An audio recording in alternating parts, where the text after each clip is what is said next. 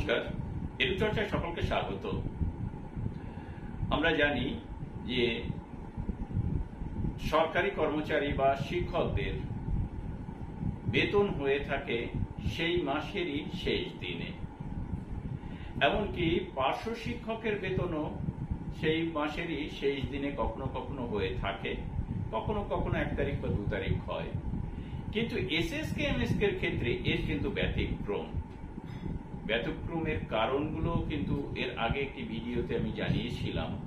মাননীয় নেতৃত্ব বলেছিলেন এই বিষয়ে, আর আমিও বলছি যে ব্যতিক্রমের কারণ হচ্ছে যে এসএসকে এমএসকে তে যে বেতন আসে বা ভাতা আসে সেটি প্রথমে শিক্ষা দপ্তর, তারপরে মিশন থেকে জেলা, জেলা থেকে ব্লক বা জেলা থেকে ব্যাংক থেকে সবার অ্যাকাউন্টে বা শিক্ষক শিক্ষিকা বা একাডেমিক সুপারভাইজারদের অ্যাকাউন্টে পৌঁছে যায়।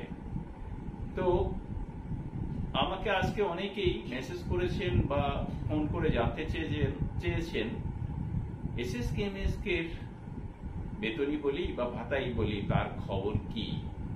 কেননা অন্যান্য শিক্ষক কর্মচারীদের এমনকি পার্শ্ব শিক্ষকদের বেতনও কিন্তু হয়ে গেছে অনেকেরই, 2-1 জনের হয়তো এখনো অ্যাকাউন্টে এসে পৌঁছয়নি, সেটি আলাদা ব্যাপার, কিন্তু তাদের বেতন হয়ে গেছে। তাহলে এসএসকে এমএসকে টিচারদের বেতনের কি খবর? তো আমি সেই মতো যা খবর পেয়েছি সেটি আপনাদের সামনে তুলে ধরছি। তো এখনো পর্যন্ত যা খবর পেয়েছি যে মিশন থেকে কিন্তু টাকা জেলাতে এসে পৌঁছয়নি। এবার প্রশ্ন হচ্ছে যে কেউ জানতে চেয়েছেন যে তারা নাকি খবর পেয়েছেন যে গতকাল অর্থাৎ 30 তারিখেই নাকি মিশন থেকে টাকা জেলাতে এসে পৌঁছেছে। তো দেখুন, সেরকম কোনো খবর আমার কাছে এখনো পর্যন্ত নেই। তবে সূত্র মারফত, এবার সূত্র বলতে আপনারা যদি প্রশ্ন করেন যে আপনি কোন সূত্র থেকে জানতে পেরেছেন, সেটি সম্পর্কে আমার বলাটা ঠিক হবে না, বা আমি মনে করি সেইটা না বলাই শ্রেয়। তো সেই সূত্র মারফত আমি যা জানতে পেরেছি তাতে আগামী সোমবার বা মঙ্গলবার, সোমবারও হতে পারে মঙ্গলবারও হতে পারে, মিশন থেকে টাকা জেলাতে পাঠানোর ব্যবস্থা করা হতে পারে। এটাও কিন্তু একেবারে 100% কনফার্ম নয়।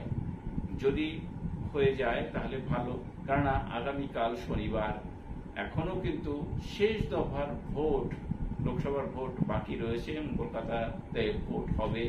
তারপরে 4 তারিখে কিন্তু গণনা, 1 তারিখ শনিবার, 2 তারিখ রবিবার, 3 তারিখ সোমবার, 4 তারিখ মঙ্গলবার, এবং 4 তারিখ হওয়ার সম্ভাবনা কম। যদি 3 তারিখ হয়ে যায় তো ভালো, নাহলে 4 তারিখে সবাই একটা টেনশনে থাকবে, তাহলে 5 তারিখে জেলায় এসে পৌঁছতে পারে, বা জেলার উদ্দেশ্যে ছাড়লেও ছাড়তে পারে। তবে শিক্ষা দপ্তর থেকে মিশনে গিয়ে টাকা পৌঁছেছে কিনা সে বিষয়ে কিন্তু যিনি বলেছেন তিনি কনফার্ম করতে পারেননি। যদি শিক্ষা দপ্তর থেকে মিশনে গিয়ে থাকে তাহলে মিশন দ্রুতই কিন্তু টাকা ছেড়ে দেবে জেলার উদ্দেশ্যে।